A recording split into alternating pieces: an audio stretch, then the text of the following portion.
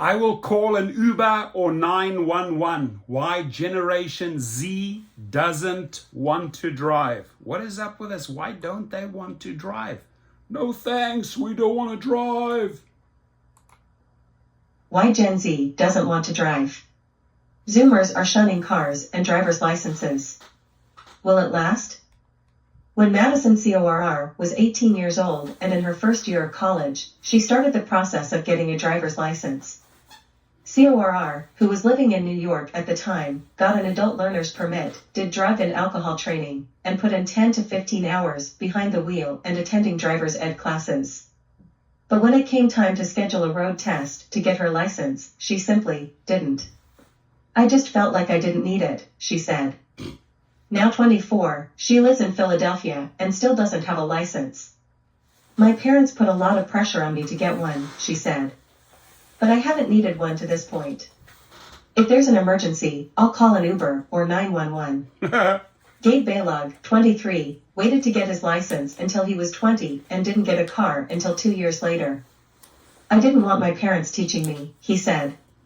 But he also felt ambivalence toward America's car-centric culture, only getting a car because his job as a peer mental health worker required one. It would be so much better for everyone if public transport were just more accessible.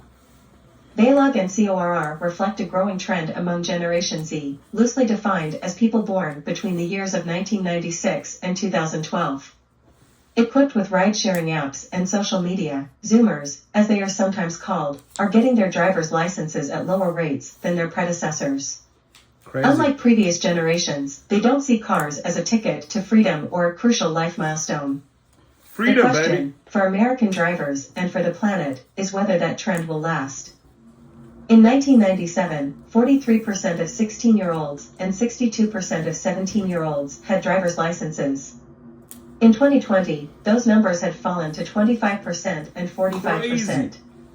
Anecdotally, we're hearing that younger people aren't driving or getting their licenses as quickly as in the past, said Mark Friedlander, the Director of Communications at the Insurance Information Institute. The trend is most pronounced for teens, but even older members of Gen Z are lagging behind their millennial counterparts.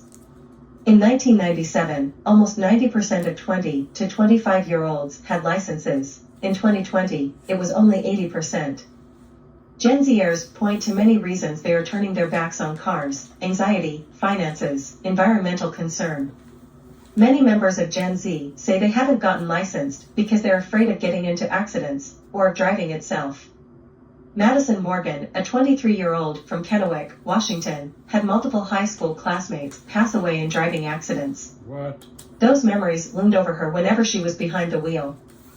When I was learning with my parents, a lot of times I would end up crying because I was so stressed out, she said. After failing the driving test twice, she decided to take a break until she felt more confident. She now lives in Seattle and takes public transportation or the occasional Uber or Lyft. Others point to driving's high cost. Car insurance has skyrocketed in price in recent years, increasing nearly 14% between 2022 and 2023. The average American now spends around 3% of their yearly income on car insurance. Used and new car prices have also soared in the last few years, thanks to a combination of supply chain disruptions and high inflation. And members of Gen Z, according to one Pew poll, are more likely to talk about the need for climate action than members of previous generations. Louisa Scholler, a 24-year-old graduate student at Georgetown University, has a license but has stayed car-free due to high costs of insurance and the availability of public transit in Washington, D.C. I'm in favor of having more public transport for environmental reasons, she said. I'm quite conscious of my footprint. E-scooters, e-bikes, and ride-sharing also provide Gen Zers options that weren't available to earlier generations. Half of ride-sharing users are between the ages of 18 and 29, according to a poll from 2019. And Gen Zers have the ability to do things online, hang out with friends, take classes, play games, which used to be available only in person. Their thumbs have become much more mobile than their legs, said Ming Zhang, a professor of regional planning at the University of Texas at Austin. Whether this shift will last depends on whether Gen Z is acting out of inherent preferences, or simply postponing key life milestones that often spur car purchases.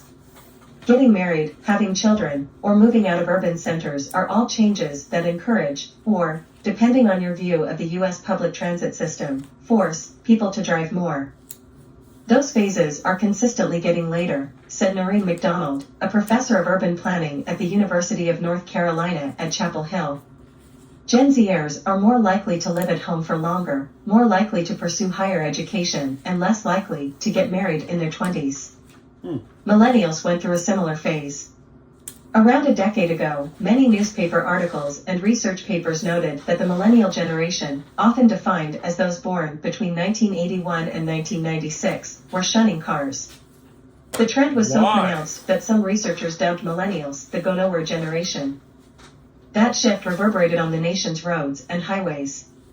The average number of vehicle miles driven by young people dropped 24% between 2001 and 2009, according to a report from the Frontier Group and the U.S. Public Interest Research Group. And at the same time, vehicle miles traveled per person in the United States, which had been climbing for more than 50 years, began to plateau.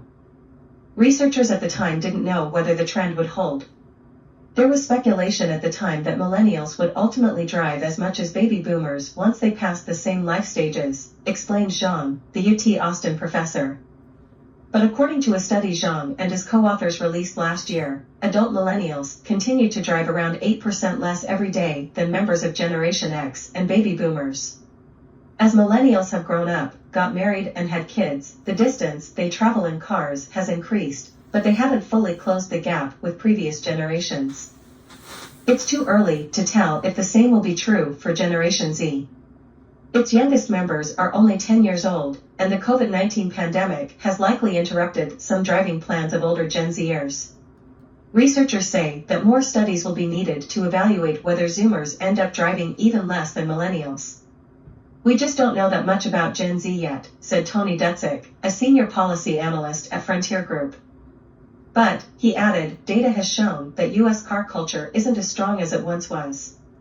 Up through the baby boom generation, every generation drove more than the last, Dutzik said.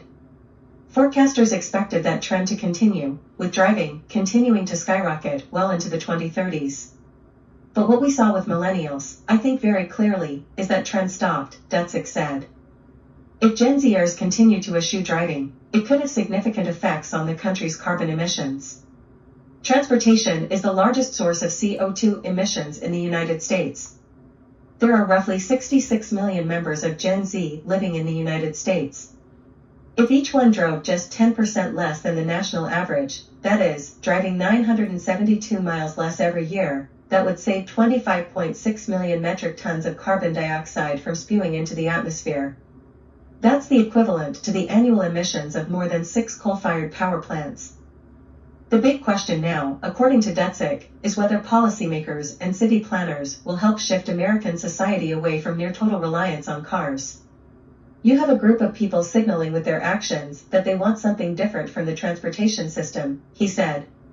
They need more options to be able to live their lives the way they want to. John Muskins contributed to this report.